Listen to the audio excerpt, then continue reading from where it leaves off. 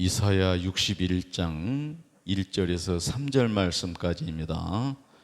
제가 봉독합니다. 주 여호와의 영이 내게 내리셨으니 이는 여호와께서 내게 기름을 부으사 가난한 자에게 아름다운 소식을 전하게 하려 하심이라. 나를 보내사 마음이 상한 자를 고치시며 포로된 자에게 자유를, 갇힌 자에게 노임을 선포하며 여호와의 은혜의 해와 우리 하나님의 보복의 날을 선포하여 모든 슬픈 자를 위로하되 무릇 시온에서 슬퍼하는 자에게 화관을 주어 그 죄를 대신하며 기쁨의 기름으로 그 슬픔을 대신하여 찬송의 옷으로 그 근심을 대신하시고 그들이 의의 나무 곧 여호와께서 심으신 그 영광을 나타낼 자라 일컬음을 받게 하려 하심이라. 아멘.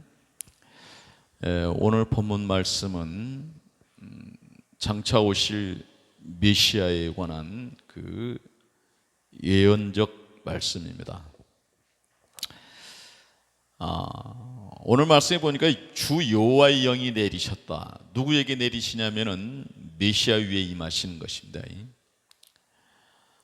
그것은 여호와께서 내게 기름을 부으셨다. 기름 부음을 받은 그 역사죠. 그래서 가난한 자에게 아름다운 소식을 전하게 하려 하심이라. 제가 이제 오늘 이 공평과 정의의 메시아 치유에 관한 그 주제로 말씀을 드리려고 합니다. 가난한 자들에게 나를 보내사 마음이 상한 자를 고치며 포로된 자에게 자유를, 갇힌 자에게 노임을 선포하며 여호와의 은혜의 해와 우리 하나님의 보복의 날을 선포하여 모든 슬픈 자를 위로하되 그랬어요. 여호와의 영이 임하셨죠. 여호와께서 기름을 부으셨어요. 기름 부음 받은 그 메시아가 오셔서 이런 역사들을 이루신다는 거예요. 시온에서 슬퍼하는 자에게 화관을 주어 그 죄를 대신하며 기쁨의 기름으로 그 슬픔을 대신하며 찬송의 옷으로 그 근심을 대신하시고 그들이 의의 나무 곧 여호와께서 심으신 그 영광을 나타낼 자라 일컬음을 받게 하려 하신다. 낮고 천한 자들을 이렇게 다시 이렇게 회복시키시고 존귀케 하여 주셔서 어디까지 존귀케 하시냐면은 하나님의 영광을 나타낼 자라 일컬음을 받게 하시는 그런 단계로까지 존귀케 하시는 거예요. 그래서 오늘은 사복음서에서 나타난 그 치유 두 번째 시간입니다. 두 번째예요. 사복음서의 치유. 지난번에서는 치유라고 하는 것은 영적인 치유와 육체적 치유가 있고 관계적 치유가 있고 사회적 치유가 있다는 것까지를 말씀을 드렸어요. 오늘은 공의와 정의의 메시아의 그 치유에 관해서요. 공의와 정의의 메시아. 우리가 하나님을 일컬어서 우리가 공의와 정의의 하나님 이렇게 하는 것은 참 그 신앙적인 그 성경적인 그 지식 수준이 높은 것이에요. 그런데 메시아에 관해서 공의와 정의의 메시아라는 그 인식을 갖는 것은 참 보배로운 것입니다. 그 공의와 정의의 메시아의 그 치유에 관한 것을 전반적으로 한번 살펴보도록 할게요. 공의와 정의의 메시아이신 예수 그리스도의 치유 사역은 단순한 육체적 회복을 넘어 하나님의 공의와 정의를 실현하는 구속적 사역으로 이해해야 된다는 사실이죠. 그래서 영적인 치유, 육적인 치유, 관계적 치유, 사회적 치유, 이 그림을 꼭 머릿속에 넣어두시기 바라요. 그렇지 않으면 자칫 우리 신앙이 미신과 신비주의에 빠지기 쉬워요.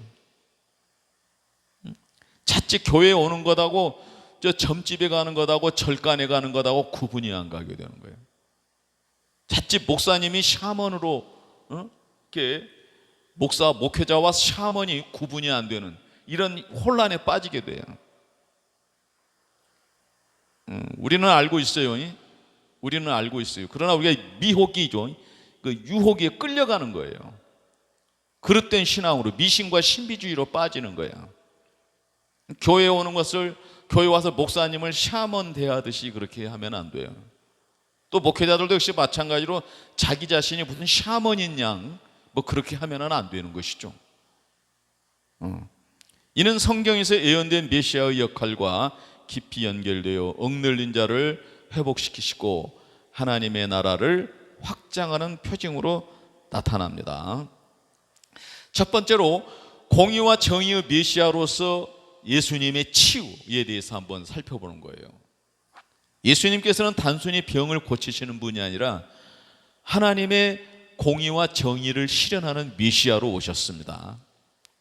이는 구약의 예언을 성취하는 사건이며 치유를 통해 하나님의 공의로운 통치가 시작됨을 보여줍니다. 예레미야 23장 5절로 6절 말씀을 제가 읽어볼게요. 여호와의 말씀이라. 보라, 때가 이르느니 내가 다윗에게 한 의로운 가지를 일으킬 것이라. 그가 왕이 되어 지혜롭게 다스리며 세상에서 정의와 공의를 행할 것이며 그 날에는 유다는 구원을 받겠고 이스라엘은 평안히 살 것이며 그 이름은 여호와 우리의 공의라 일컬음을 받으리라. 이렇게 기록되어 있어요. 오실 메시아에 관한 그 예언된 그 말씀인데요. 예수님의 치유 사역은 공의와 정의를 실현하는 메시아의 사명을 나타낸다는 사실이에요. 메시아로서 사역을 이렇게 드러내셨다는 사실이에요. 누가복음 4장 18절 19절에서는 주의 성령이 내게 임하셨으니 가난한 자에게 복음을 전하게 하시려고 나를 보내셨다라고 했어요. 예수님께서는 억눌린 자를 회복시키시는 공의의 실현자로 오셨어요. 불공평, 공평하지 않는 그런 그 사회, 그런 그 억압 속에서, 그러죠? 귀신으로부터 아니면 권세자들로부터 이렇게 억압당하는 자들을 구원하시는 거예요. 회복시키시는 거예요. 그 공의의 실현자로 오셨다는 사실, 이 이해를 우리가 잘하고 있어야 돼요. 그래서 우리도 그 예수님을 따라서 그 예수님께로부터 우리가 위임되었잖아요. 예수님의 그 사역이. 그래서 우리도 사회에서 이 공의와 정의를 실현해 가야 되는 거예요. 예수님처럼 산다는 그 의미가 뭐냐면은 예수님처럼 저 광야에 가서 살고 뭐 이렇게 하는 것으로만 그렇게 간주하지 말고 공의의 실현자로 오신 예수님처럼 우리도 공의의 실현자로서 재림을 기다리면서 재림을 준비하고 그걸 전하는 거예요. 이제 이 설교 전반에 흐르는 말씀이 그것입니다. 할렐루야. 치유를 통한 하나님 나라의 확장입니다. 두 번째죠. 예수님의 치유는 단순한 기적이 아니라 하나님의 나라가 도래했음을 선포하는 사건이에요. 이는 하나님의 공의와 정의가 세상 속에서 실현되는 과정이며 신자들은 이를 통해 하나님의 통치를 경험하게 된다. 제가 반복해서 말씀을 드립니다. 공의와 정의의 하나님. 아담이 에덴에서 범죄할 때, 이스라엘 백성들이 광야에서 범죄할 때, 다윗 시대에 범죄할 때에 메시아를 약속해 주시잖아요. 응? 할렐루야. 그 약속된 메시아는 공의와 정의를 가지고 오셔서 어두운 세상을 밝히시는 거예요. 그리고 그 공의와 정의에 기반한 그리스도 왕국을 세우시고 공의와 정의로 통치하신단 말이야. 우리가 전해야 될 것이 그거예요. 마태복음 23장 말씀은 예수께서 온 갈릴리에 두루 다니시며 천국 복음을 전파하시며 모든 병과 약한 것을 고치시니 그러셨어요. 천국 복음을 전파하시는데 귀신에 눌린 자들, 모든 질병에 눌린 자들, 사회적으로 억압받은 창녀와 그런 세리들과 같은 그 억압받은 자들을 다 구원하시는 거예요. 예수님의 치유는 하나님 나라의 확장과 연결됨을 보여준다는 사실입니다. 누가복음 11장 20절에 내가 하나님의 손을 힘입어 귀신을 쫓아낸 것이면 하나님 나라가 이미 너희에게 임하였느니라 라고 말씀했어요. 마태복음에서는 내가 하나님의 성령을 힘입어 귀신을 쫓아낸 것이면 하나님의 나라가 너희에게 임했다. 이게 하나님의 성령, 하나님의 손, 우리가 이 의미를 잘 알고 있어야 되고, 치유는 하나님의 공의로운 통치가 시작되는 것을 나타내는 표정이에요. 귀신들의, 마귀들의 역사는 모든 것이 불법한 자들이거든요. 이것들은요, 공의와 정의로 심판하시고 공의와 정의로 구원하시는 거예요. 이건 합법적으로 구원하는 거예요. 합법성, 적법성. 이게 참 놀라운 얘기입니다. 그래서 예수님의 이름으로 구원받은 자들, 예수님의 그 이름으로 치유된 자들, 그죠? 내가 이 치유에 관해서 첫 번째 시간에 말씀드렸죠. 예수님의 이름으로 치유가 된 것하고 예수님의 이름 아닌 것으로 치유가 되는 경우도 있어요. 점집에도 치유가 있고 절간에도 있고 저 팔공산에도 있고 이단들도 다 치유 역사들이 다 있어요. 표면적으로는. 그런데 우리 예수님의 이름으로 치유가 되는 것, 예수님의 이름으로 구원받는 것 말이야. 공의와 정의를 실현하는 그 합법적이고 적법한 어느 그 무엇으로도 그 이의를 제기할 수 없는 완전한 구원, 완전한 치유의 역사예요.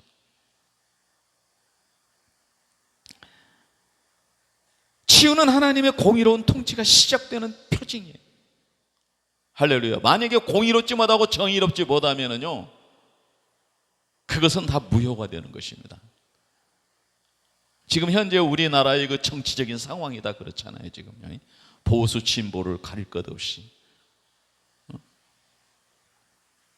공의와 정의가 없는 모든 것들, 우리 개인의 삶에서도 마찬가지입니다.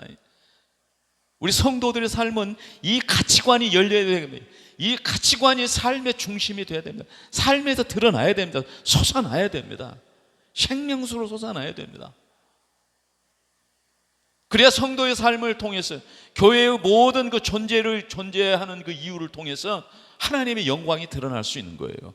그런데 이 공의와 정의가 실현되지 않는 성도, 공의가 정의가 실현되지 않는 그 빛을 드러내지 않는 교회, 세상으로부터 지탄받는 거예요.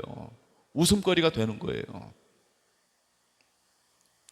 제가 자주 하고 싶지 않은 말씀이지만은 천주교, 불교는 신뢰도가 60%대예요. 그런데 기독교는 18%대에서 13%대로 떨어졌대요, 지금.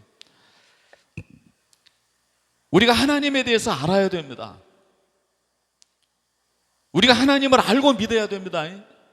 모르고 믿는 거, 미신적이고 신비적으로 믿는 거, 이거 정말 위험하다는 것을 말씀드리기 위해서 제가 지금 이런 말씀들을 드리는 겁니다. 세 번째로는 재림과 최종적 치유의 완성이라는 것이에요. 어린 양의 나팔소리와 함께 그 어린 양의 혼인잔치가 일어나는 그 재림의 날,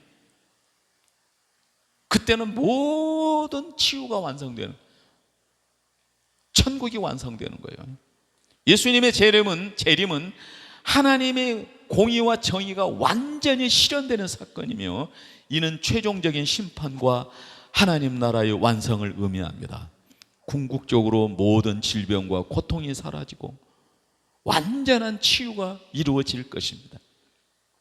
요한계시록 21장 4절 말씀에 다시 사망이 없고 애통하는 것이나 고가는 것이나 아픈 것이 다시 있지 아니하리니, 재림 후 완전한 공의와 정의가 실현될 것이라는 사실이에요. 이렇게 할렐루야죠. 계시록 22장 2절, 강 좌우에 생명나무가 있어 그 잎사귀들은 만국을 치료하기 위하여 있더라. 하나님의 구속 계획에서 완전한 치유가 이루어질 것이라는 사실을, 이 재림을 통해서 완성될 것이라는 것을 할렐루야합니다. 공의와 정의의 메시아이신 예수님의 치유 사역은 단순한 병 치료를 넘어 하나님의 공의와 정의를 실현하고 하나님 나라를 확장하는 구속적 사역으로 이해된다는 사실입니다. 신자는 이를 통해서 하나님의 통치를 경험하며 재림을 기다리며 복음을 전파하는 삶을 살아야 돼요. 이걸 다른 말로 말하면 공의와 정의의 그 가치를, 그 빛을 전파하면서 재림을 기다린다는 사실이에요. 또 하나 더 살펴볼 것입니다.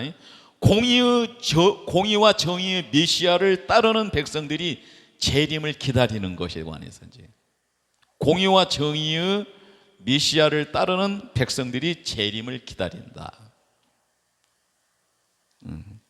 공의와 정의의 메시아를 따르는 백성들은 예수 그리스도의 재림을 기다리며 하나님의 공의와 정의를 실현하는 삶을 살아야 한다는 사실이에요. 자, 오늘 예수를 믿고 우리 구원받은 오늘 우리, 예수를 믿고 우리가 치유받은 오늘 우리, 예수 안에서 우리와 은혜와 복을 받은 오늘 우리들은 하나님의 공의와 정의를 실현하는 삶을 살아야 돼. 예수님처럼 사는 삶이에요, 그것이. 개혁주의 신학에서는 신자들이 하나님의 주권 아래 살아가며 그리스도의 왕국을 확장하는 사명을 감당해야 한다고 강조하는 거예요. 오늘 우리 자신들을 통해서, 교회들을 통해서 하나님 나라가 확장해 가는 거예요. 하늘에서는 천군 천사들을 통해서 일하시지만 이 땅에서는 하나님은 먼저 믿는 자들을 통해서 하나님은 일하신단 말이에요. 하나님 나라를 확장해 가시기 원하신다는 말씀이죠. 첫 번째로 공의와 정의의 메시아를 따르는 삶은, 예수님은 공의와 정의를 실현하는 메시아로 오셨으며 신자들은 그분을 따르며 하나님의 뜻을 이루는 삶을 살아야 한다는 것이에요. 하나님의 뜻을 이루는 삶을 살아야 된단 말이에요, 신자들은. 그런데 신자들이 세상 사람들과 같이 자기 바램을 채워주는 신을 찾아다니는 식으로 교회를 다닌다면 그건 참 교회를 착각하는 거예요. 교회를 점집이나 절간이나 뭐 이단들의 그런 형태들로 착각하는 거예요. 신자들은 예수님을 따르면서 하나님의 뜻을 이루는 삶을 살아야 되는 거예요. 내 뜻을 이루는 삶이, 내 사업을 성공하기 위한 삶이 아니에요. 내 자식이 잘 되기 위한 기도가 아니란 말이에요. 미가서 6장 8절 말씀에 사람아 주께서 선한 것이 무엇임을 내게 보이셨나니 오직 정의를 행하며 인자를 사랑하며 겸손히 내 하나님과 함께 행하는 것이 아니냐라고 말씀. 신자는 정의와 공의를 실천하며 하나님과 동행하는 삶을 살아야 된다는 것이 마태복음 28장 19절 20절 지상명령이죠. 내가 너에게 분부한 모든 것을 가르쳐 지키게 할지어다. 세상 끝날까지 너희와 항상 함께 하시라라고 말씀하셨죠. 마태복음 5장 6절에서는 의에 줄이고 목마른 자는 복이 있나니 그들이 배부를 것이라고 말씀. 하나님의 공의를 갈망하는 자들에게 하나님께서 만족을 주실 것이라는 사실이에요. 의에 줄이고 목마른 자를 하나님께서 배부르게 만족해 하시는데, 이 만족해 하여 주시는 이것은 뭐예요? 이건 생명인데, 이건 생명인데, 이건 의예요. 의로움인데, 이것은 고난 속에서도 배부를 것이고, 주림 속에서도 배부를 것이고, 풍요 속에서도 배부를 것이라는 사실이에요. 하나님의 공의를 갈망하는 자들에게 그런 만족을 주신단 말이에요. 바울 사도는 그래서 그 인생에 우리가 성경을 읽어보면 너무나도 참 고통 속에 살았잖아요. 그런데 그것을 최고의 영광으로 기쁨으로 생각하고 하나님 앞에 헌신했던 거 아니에요. 2000년 교회의 역사는 그렇게 이어져온 것 아니에요. 그 역사는 오늘 우리를 통해서 그렇게 흘러가야 되는 것 아니에요. 우리 후손들에게, 우리 신앙의 후대들에게 말이에요. 할렐루야죠. 재림을 기다리는 신자의 삶에 대해서, 예수님의 재림은 하나님의 공의와 정의가 완전히 실현되는 사건이며 신자들은 이를 기다리며 복음을 전파하는 사명을 감당해야 된다는 것이에요. 이 복음 전하는 것이 공의와 정의를 실현해 가는 거예요. 마태복음 24장 14절에 이 천국 복음이 모든 민족에게 증언되기 위하여 온 세상에 전파되리니 그제야 끝이 오리라. 신자는 복음을 전파하며 재림을 기다려야 함을 강조하는 것이에요. 우리 예수님을 믿는 오늘 우리 말이에요. 우리 자녀들, 우리 세대, 다음 세대들 말이에요. 그렇게 재림을 기다리는 거예요.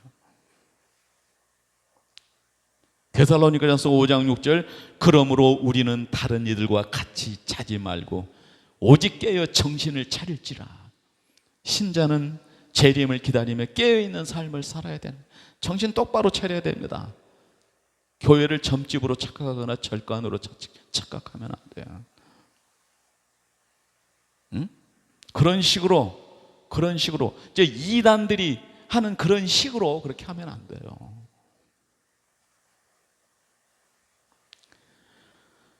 깨어있는 삶을 살아야 되고 분별할 줄 아는 삶을 살아요. 분별 있는 삶을 살 줄 알아야 돼.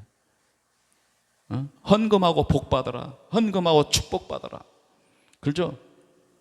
이렇게 부흥 강사를 하고 있는 미국의 그 유명 그 목사들, 재산이 한화로 1조 원에 달하는 그런 재산을 가진 사람들, 제일 적은 사람들이 지금 TV 매체에서 나오는 그렇게 그 정도로 말하자면 세계적인 치유 사역자들이 재산이 300억, 400억이에요. 최근에는 그들이 자기가 그 집회할 때에 그 헌금한 것이 교황청으로 간다고 막 그렇게 헌금을 유도하는 그런 그 집회 장면들도 있었어요. 우리 정신 똑바로 차려야 됩니다. 우리가 그리스도의 영광을 위해서 그리스도께 감사하는 삶을 우리가 찾아가야 됩니다. 이거 회복하지 않으면 큰일 납니다. 세 번째로는 하나님의 공의와 정의가 완성될 재림이에요. 예수님의 재림은 최종적인 심판과 하나님 나라의 완성을 의미하며 모든 불의가 사라지고 완전한 공의가 실현될 것입니다. 요한계시록 19장 11절, 또 내가 하늘이 열린 것을 보니 그 이름은 충성과 진실이라. 그가 공의로 심판하며 싸우더라. 예수님의 재림은 공의로운 심판과 하나님 나라의 완성을 가져온다는 사실이에요. 요한계시록 21장 4절, 다시 사망이 없고 애통하는 것이나 고가는 것이나 아픈 것이 다시 있지 아니하리니 재림의 완전한 공의와 정의가 실현될 것이에요. 공의와 정의의 메시아를 따르는 백성들은 하나님의 공의를 실천하며 재림을 기다리며 복음을 전파하는 삶을 살아야 합니다. 신자는 단순한 기다림이 아니라 하나님의 뜻을 이루며 세상을 변화시키는 사명을 감당해야 된다는 것이, 아까 치유에서 영적 치유, 육체적 치유, 관계적 치유, 사회적 치유라고 그랬어요. 하나님 나라가 확장되어 가야 된단 말이에요. 재림을 기다리며 우리가 무엇을 기다리는가 다시 한번 접근해 보도록 하겠습니다. 재림을 기다리며 무엇을 전하는가?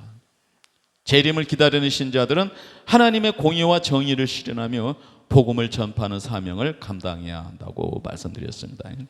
이는 단순한 기다림이 아니라 그리스도의 왕국을 확장하고 세상을 변화시키는 적극적인 삶을 의미하는 거예요. 세상을 변화시키는 적극적인 삶. 그런데 이 문제가 지금 오늘날 어떻게 되어 있냐면은 하이퍼 칼빈주의들은 세상은 세상대로 내버려 두고 우리는 신앙 안에서, 교회 안에서 신앙생활만 잘한다고 하는, 믿음으로 구원 얻는다고 하는 그 칼빈의 그 신본주의적인 그 관점을 왜곡시키는데 아주 그렇게 자기들 편하도록 그렇게 왜곡을 시켜서 그걸 재해석한 그런 결과를 초래했어요. 그런데요, 제네바 종교개혁에서 칼빈은 기독교 교육의 목표를 어떻게 정했냐면은 지식 수준을 높여서 성경 이해도를 높여서 사회와 국가를 위해서 헌신하는 인재들을 양성하는 거예요. 왜냐하면은 개인과 가정과 사회와 국가와 그 헌법, 그 제도와 그 기관들이 메시아의 그 공의로움과 정의로움이 거기에 깃들여 있지 않게 되면은 아무리 개인의 신앙이, 아무리 가정에서 신앙이, 교회에서 신앙이 아무리 잘 돼 있어도요, 그것은요 하나님이 원하시는 그러한 그 진정한 그 회복의 상태가 아닌 것이 돼요. 혼란과 고통은 가중되는 거예요. 그 혼란과 혼란이 가중될 때에 공의와 정의의 빛을 실현하기 위하여 힘쓰는 자들이 헌신하고 고난받는 것은 하나님께서 영광 받으실 것이지만, 그러나 하나님의 뜻은 분명하다는 것은, 변치 않는다는 것은 이미 정해져 있잖아요. 그런데 개혁교회 진영에서 이렇게 세상과 그 교회의 그 영역을, 신앙의 영역을 이렇게 또 중세와 같이 그렇게 잘못된 그 이분화를 시켜놓고 있는데, 자유주의 진영에서는 막 사회적 정의를 막 외치면서 난리를 치는데, 이 자유주의 진영에서 말하는 사회적 정의라고 하는 것은 이 개혁주의, 종교개혁에서 말하는, 초대교회에서 말하는, 성경에서 말하는 그 정의로움이 아니라는 것을 우리가 구분해야 돼요. 우리가 이것을 분명히 구분하지 못하면 안 된단 말이야. 이걸 제가 구분해 보자고 지금 이 말씀을 지금 준비하고 전하는 것입니다. 첫 번째로는 복음 전파예요. 예수님의 재림을 기다리는 복음 전파하는 사명을 감당해야 합니다. 이는 모든 민족에게 하나님의 사랑과 구원의 메시지를 전하는 것입니다. 마태복음 24장 14절을 이 천국 복음이 모든 민족에게 정인되기 위하여 온 세상에 전파되리니 그제야 끝이 오리라 그랬어요. 복음이 온 세상에 전파될 때 재림이 이루어짐을 강조했어요. 사도행전 1장 8절 말씀에 오직 성령이 너희에게 임하시면 너희가 권능을 받고 예루살렘과 유대와 사마리아와 땅끝까지 내 증인이 되리라. 땅끝까지 내 증인. 신자는 성령의 능력으로 복음을 전파하는 사명을 감당해야 된다는 사실이에요. 공의와 정의의 실현입니다. 재림을 기다리는 신자들은 하나님의 공의와 정의를 실현하는 삶을 살아야 합니다. 이는 단순한 개인적 신앙을 넘어 사회적 정의와 공의를 실현하는 것을 포함합니다. 이것은 말하자면 이 개혁주의 관점과 자유주의 관점의 이 정의의 개념이 달라요. 신학에서 말하는 정의와 철학에 말하는 정의가 달라요. 초대교회에서 말하는 정의와 중세교회가 말하는 정의가 달라요. 종교개혁에서 말하는 정의와 지금 자유주의 진영의, 복음주의 진영에서 말하는 정의의 개념이 달라요. 이걸 구분해야 돼요. 하나님의 정의로우신, 그것을 벗어버리고 인본주의적인 철학적인 그 사조를 따른 그 정의의 개념은 또 달라요. 그들의 정의는 공산주의가 되는 것이 정의이고, 그들은 성정치, 성혁명을 이루어서 성해방이 이루어지는 것이 정의라는 개념으로 가고 있잖아요. 미가서 6장 8절 말씀에 사람아 주께서 선한 것이 무엇임을 내게 보이셨나니 오직 정의를 행하며 인자를 사랑하며 겸손히 내 하나님과 함께 행하는 것이 아니냐고 깨우침을 주시는 거예요. 신자는 공의와 정의를 실천하며 하나님과 동행하는 삶을 살아야 한다는 사실입니다. 마태복음 5장 6절 의에 줄이고 목마른 자는 복이 있나니 그들이 배부를 것이다. 하나님의 공의를 갈망하는 자들에게는 하나님께서 만족을 주실 것이라는 사실이, 세속적인 만족이 아니에요. 이것은요, 팔복에서 가르치고 있는 만족은 그 만족이 아니에요. 하나님 은혜 안에서 말하자면 혈통할 때나 고난 중에나 변함없이 하나님께 감사하고, 형통하게 하여 주신 것, 풍요케 하여 주시는 것 감사죠. 그러나 고난의 때에 고난을 감당하게 하는 것도 감사죠. 주의 고난에 동참하는 것이 감사고, 할렐루야. 그러면서 주의 영광에 참여하는 거예요. 그래서 성령 역사로 유지되는 참된 믿음은 주님과 연합이에요. 주님과 연합. 그리고 두 번째로는 주의 고난에 동참, 세 번째로는 주의 영광에 참여하는 것이 되는 거예요. 세 번째로는 깨어있는 삶입니다. 예수님의 재림을 기다리는 신자들은 영적으로 깨어있는 삶을 살아야 한다는 사실이에요. 이 세상의 유혹에 빠지지 않고 하나님의 뜻을 따라 살아가는 것을 의미한다는 사실이죠. 데살로니가서 5장 6절 그러므로 우리는 다른 이들과 같이 자지 말고 오직 깨어 정신을 차릴지라. 신자는 재림을 기다리며 깨어있는 삶을 살아야 함을 강조합니다. 마태복음 25장 1절에서 13절 말씀에서는 열 처녀의 비유를 통해서 신랑이 오시기를 기다리면서 다 등불을 들고 있어요.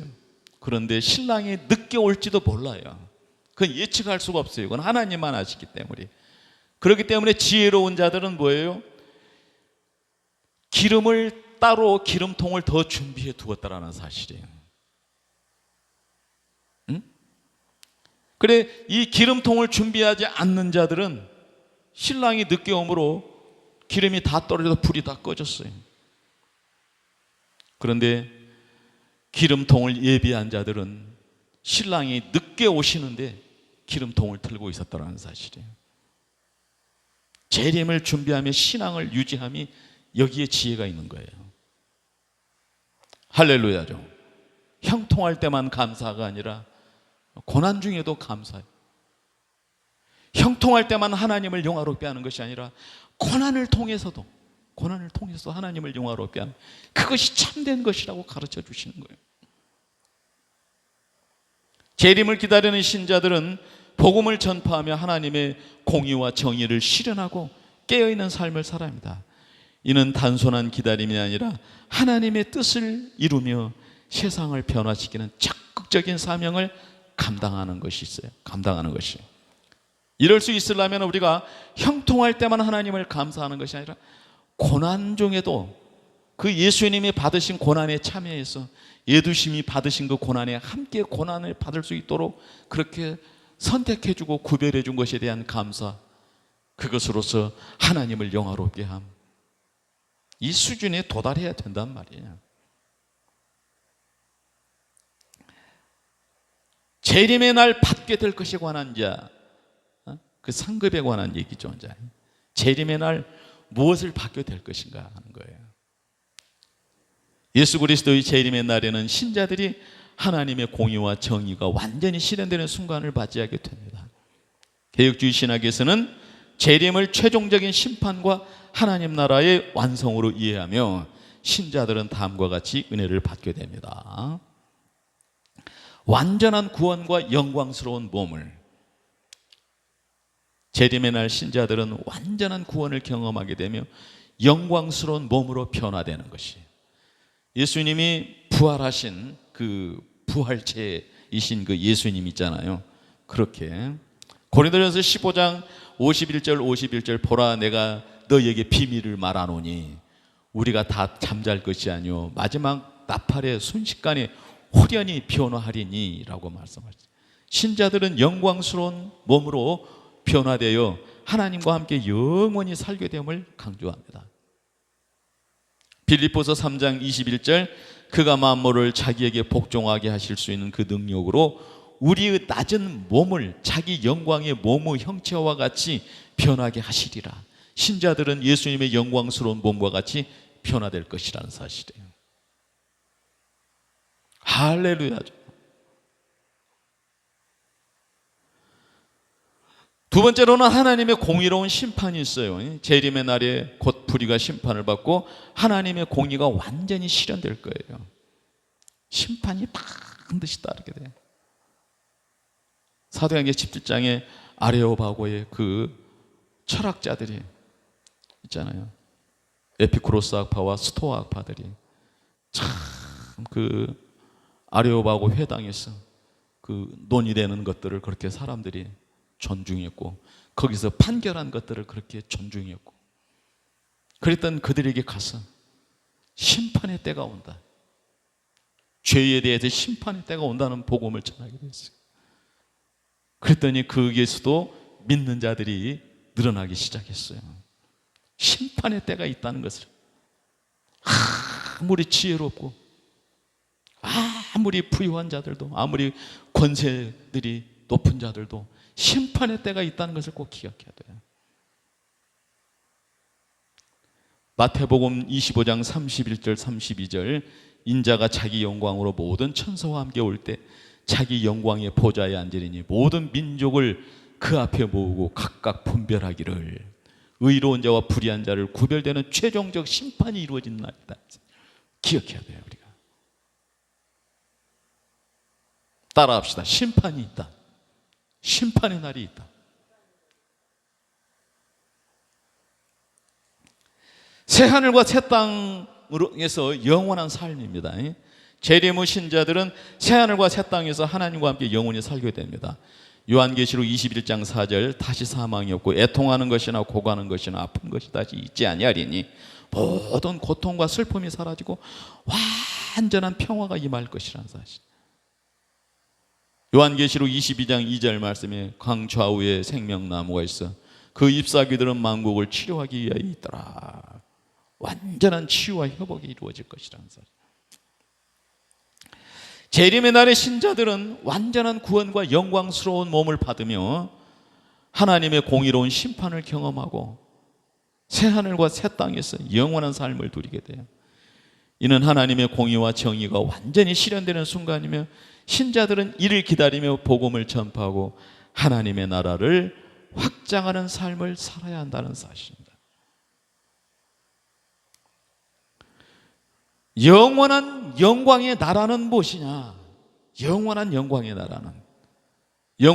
나라는 하나님의 통치가 완전히 실현된 곳이, 현재도 그리스도의 왕국은 침노하는 자들의 것이거든요. 그곳에는 하나님의 통치가 이루어지는 거예요. 쉽게 말할게요. 하나님이 기뻐하시는 일이 있고 하나님이 기뻐하시지 않는 일이 있어요. 하나님이 기뻐하시는 것을 선으로 여기고 하나님이 기뻐하시지 않는 것을 악으로 여기고, 그런 하나님의 기준이, 그 통치가 있어요. 십계명에 기반해서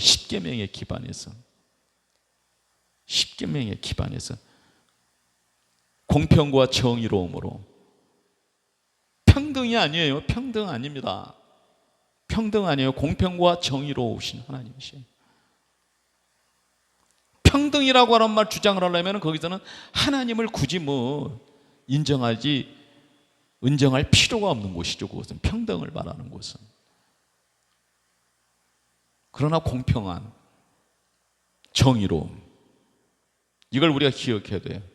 하나님께서 분기시에 따라서 다 분복을 하시는 하나님의 그것을 우리가 인정하고, 이는 하나님의 공의와 정의가 완전히 실현되고 모든 슬픔과 고통이 사라지는 곳으로 성경에서 여러 차례 언급되고 있습니다. 첫 번째로는 하나님의 영원한 나라입니다. 하나님의 나라는 영원하며 변치 않는 통치를 의미합니다. 이는 인간의 나라와 달리 완전한 평화와 기쁨이 있는 곳이, 시편 145편 13절에 주의 나라는 영원한 나라이니 주의 통치는 대대에 이르리이다. 하나님의 나라는 영원히 지속되는 나라입니다. 다니엘 7장 14절에 그에게 권세와 영광과 나라를 주고 모든 백성과 나라들과 방언하는 자들이 그를 섬기게 하였으니 그 권세는 영원한 권세라 없어지지 아니할 것이요 그의 나라는 패하지 아니할 것이라. 그리스도의 왕국은 영원히 지속될 것이라는 사실이에요. 영원히 지속됩니다.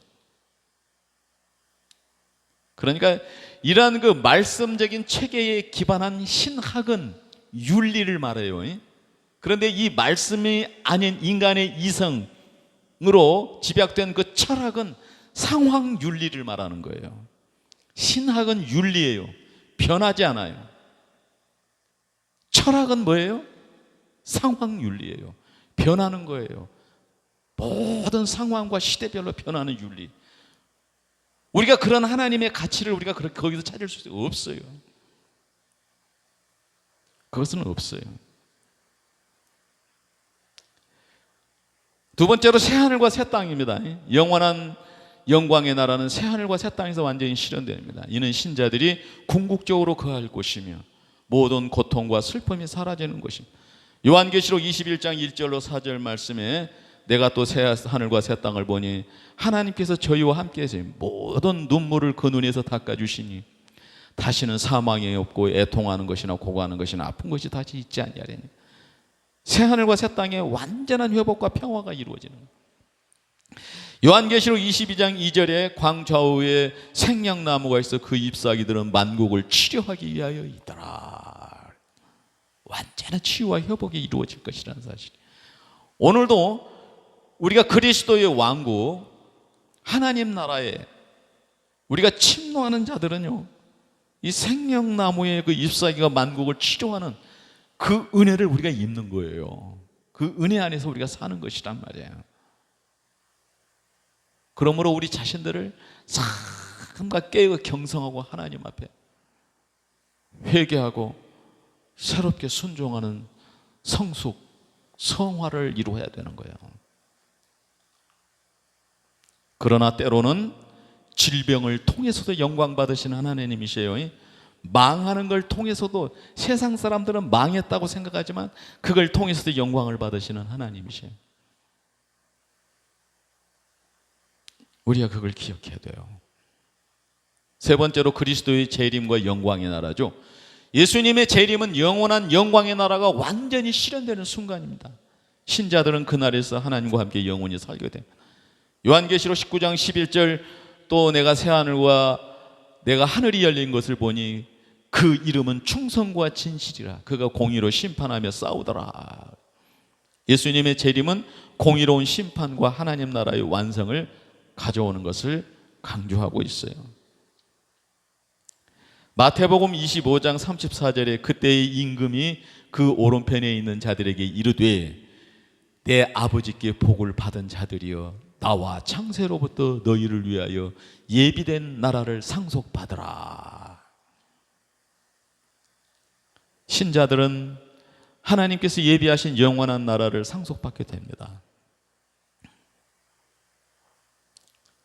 영원한 영광의 나라는 하나님의 완전한 통치가 실현되는 것으로 신자들이 궁극적으로 소망하는 하나님 나라입니다.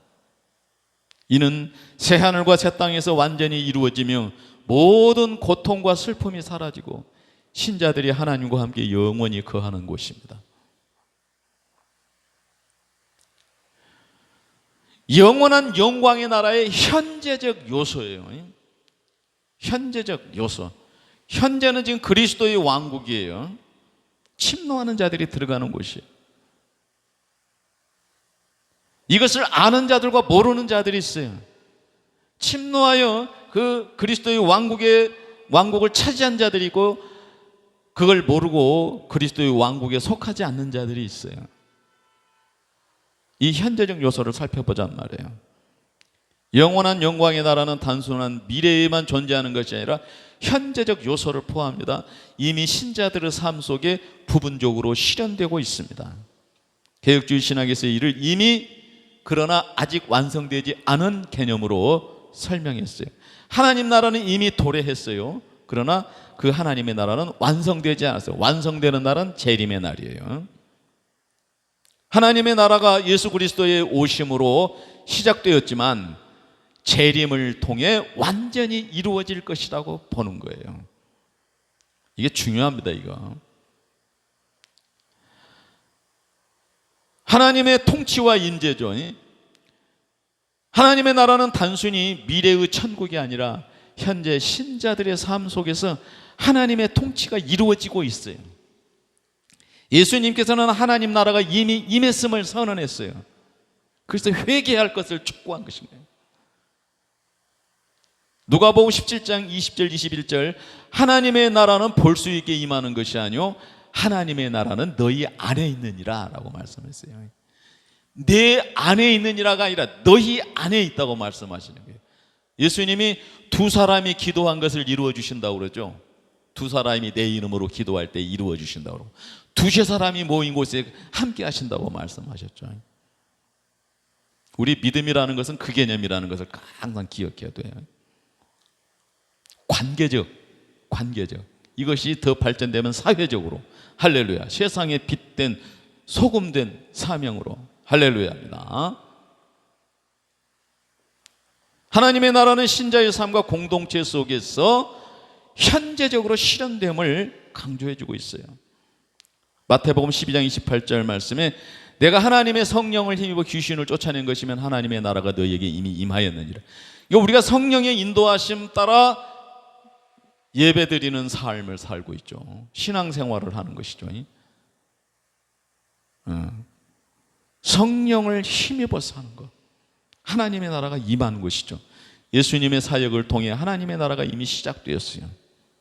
성령이 임하시는 것을 통해서.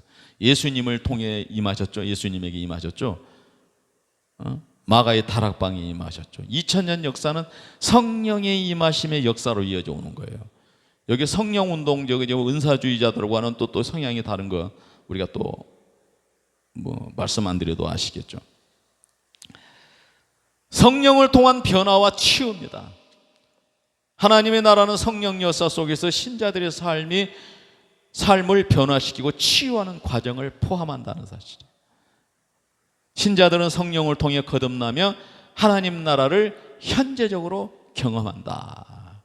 여기서 이제 한 가지 말씀드리고 싶은 것은 뭐냐면 구약의 성전은 솔로몬의 성전이죠. 세상에서 가장 보배로운 것들을 정결하게 하여서 그 재료로 가지고 성전을 해요. 물질적인 성전이에요. 신약의 성전은요, 성령으로 성품을 변화받은 사람들의 공동체, 이것이 성전이 되는 거야. 성령으로 성품이 변화된 그 공동체, 사람들의 공동체, 이게 성전이란 말이에요. 요한복음 3장 3절에서 5절, 사람이 거듭나지 아니하면 하나님 나라를 볼 수 없다. 성령을 통한 거듭남이 하나님 나라의 현재적 요소임을 강조하는 것이죠. 그래서 제가 이제 예배에 관한 말씀도 믿음과 예배와 성품과 삶을, 이 네 등분을 이렇게 균형을 놓고 봤을 때, 초대교회와 종교개혁 시대는 믿음으로 예배를 드리면은 그 예배 가운데는 하나님 중심, 말씀 중심, 성령 역사가 있어요. 그러면 신자는 그 예배를 통해서 성품의 변화를 받고 삶의 변화를 받아서 일상이 예배가 되는 거예요. 근데 카톨릭이나 모든 세상 종교들은 그 신전에 가야만, 그 신전만 거룩하고 그 신전에 가서 하는 것, 그 제사 지내고 미사 드리고 미사 지내고 하는 것만 거룩한 것이 된 것이죠.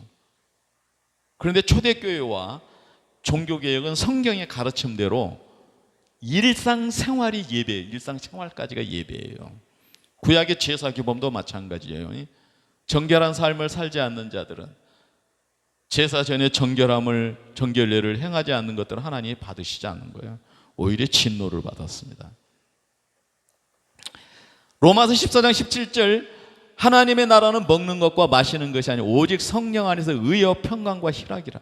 성령 안에서 신자들이 하나님 나라의 현재적 요소를 경험하고 소유하는 것이, 하나님께 소유된 것이 성령 역사를 통해서.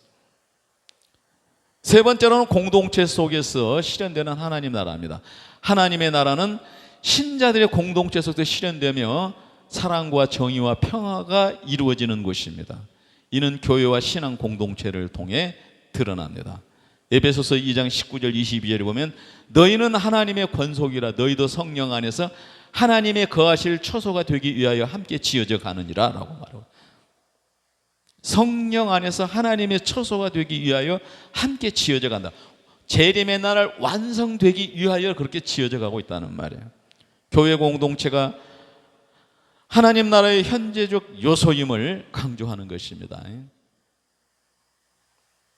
골로새서 3장 14절 15절, 사랑은 온전하게 매는 띠니라 그리스도의 평강이 너희 마음을 주장하게 하라고 그랬어요.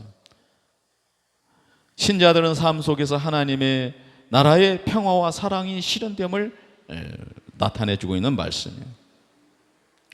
네 번째로는 사회적 정의와 공의의 실현이에요. 아까 내가 개혁주의의 관점과 자유주의의 관점에 대해서 내가 얘기했죠. 신학적인 이 정의와 철학에서 말하는 정의가 달라요. 이 구분을 알아야 됩니다. 하나님의 나라는 사회 속에서 정의와 공의를 실현하는 과정을 포함합니다. 이건 십계명에 근거한 거예요. 이 공평과 정의. 신자들은 하나님의 공의를 따라 살아가며 세상을 변화시키는 역할을 감당해야 됩니다. 이 초대교회의 위대한 역사 아니에요, 이것이요. 제가 성경 관점학당에서 계속 내가 초대교회에 관해서 종교개혁 시대의 그 위대한 역사 아니었어요. 위대한 역사였죠.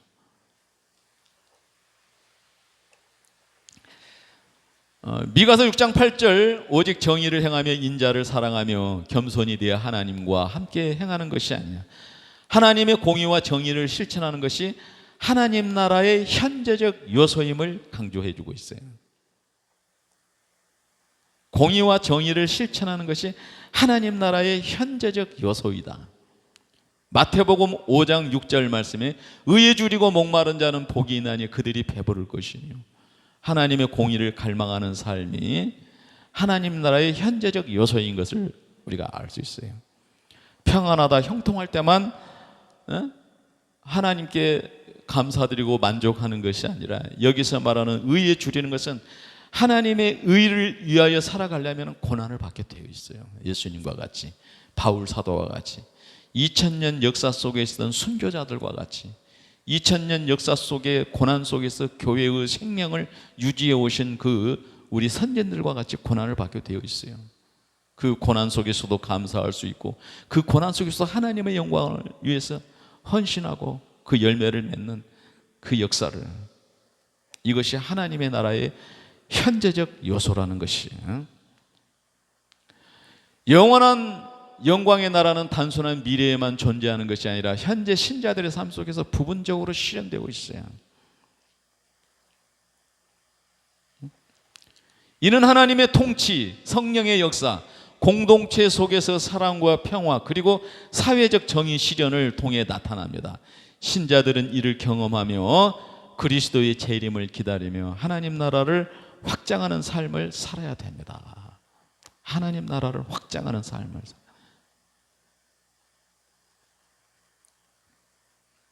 그래서 오늘 저는 공의와 정의의 메시아의 치유에 관한 주제를 가지고 공의와 정의의 메시아를 따르는 백성들의 재림을 기다린다는 주제를 말씀드렸고, 재림을 기다리며 우리는 무엇을 전하는가? 복음을 전하는 것이죠. 공의와 정의를 실천하는 것이죠. 재림의 날 받게 될 것은 뭐예요? 영원한 나라예요. 변화된, 예수님의 부활하신 것과 같은 그런 부활체로 변화된 몸을 우리가 받아 영원한 천국에 들어가는 거예요. 영원한 영광의 나라는 하나님께서 완전히 정의와 공의를 실현한 나라, 영원한 영광의 나라의 현재적 요소를 우리가 알고 살아야 돼요. 예수님이 오셔서 정의와 공의에 기반한, 공의와 정의에 기반한 왕국을 세우시고 통치하신단 말이에요. 우리는 그 통치를 받는 침노한 자들이에요. 우리는요. 할렐루야죠. 기도하겠습니다. 은혜로우신 하나님 아버지, 감사합니다. 우리는 하나님께로부터 특정하여 부르심을 받았어. 성령으로 성품이 변화된, 삶이 변화된 새 사람이 되었습니다. 그러한 우리는 세상과 구별됩니다.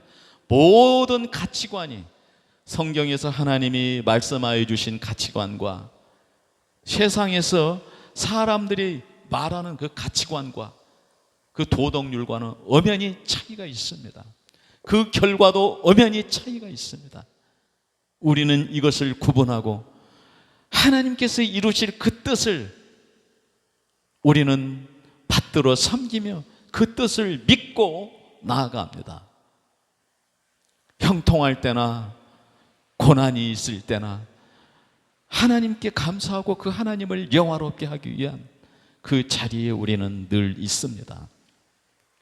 할렐루야. 거룩하신 하나님 아버지, 우리는 공의와 정의의 메시아로 오셔서 치유 사역을 하셨던 그 예수님에 대한 이해를 우리가 바르게 알고 있어야 됩니다.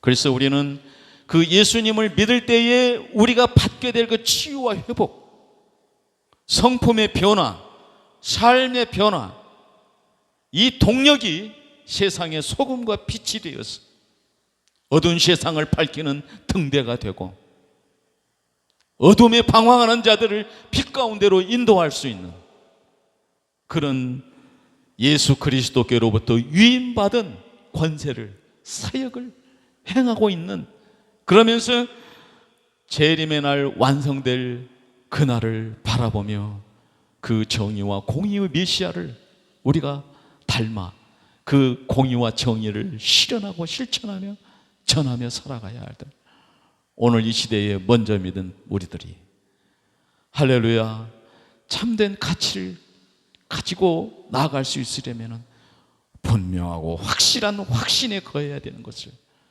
하나님 오늘 말씀을 통해서 우리가 상고했습니다. 거룩하시고 존귀하신 하나님, 우리가 측량할 수 없고 헤아릴 수 없습니다. 웬 은혜인지 웬 사랑인지 알 수 없지만 하나님이 우리를 사랑하셔서 그 반열에 세워주신 것을 진심으로 감사드리나이다. 할렐루야. 우리가 그 하나님의 은혜와 사랑을 우리가 이 어두운 세상에 비추어 줄 수 있도록 하나님은 우리의 죄를 사하시고 우리에게 성령 부어주시고 말씀 주시고 우리를 인도하시고 계시다는 사실을 분명히 알고 우리가 감사로 하나님을 영화롭게 하며 그 뜻 받들어 섬기는 자리에 우리가 주님 오시게 된다는 것을 믿고 나아갈 수 있도록 도우시고 인도하여 주시옵소서. 예수님의 이름으로 기도드리옵나이다. 아멘.